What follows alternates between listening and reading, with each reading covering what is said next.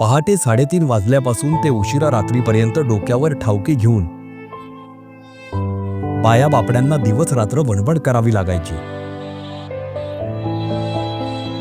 पाण्यासाठी बोअरवेल किंवा विहिरींवर अवलंबून राहावं लागत असे. उन्हाळ्यात पाण्याची पातळी खालावली की परिश्रम आणखीन वाढायचे.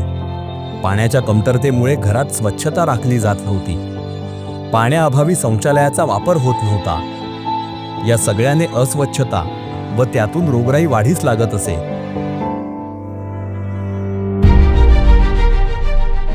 मात्र महाराष्ट्रातील ग्रामीण भागाची ही बिकट परिस्थिती बदलली ती पंतप्रधान नरेंद्र मोदी आणि मुख्यमंत्री देवेंद्र फडणवीसांच्या अथक परिश्रमाने. हा आहे महाराष्ट्रातील वाशिम जिल्हा.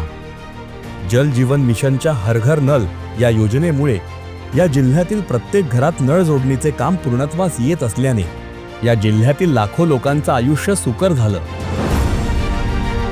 पाणी हे जीवन आहे, तसंच ती समृद्धीची वाट आहे. भाजप सरकारच्या या एका निर्णयामुळे करोडो हातांचे कष्ट वाचले. तहानलेल्या घशाची कोरड ओलावली. त्यासाठीचा संघर्ष संपला.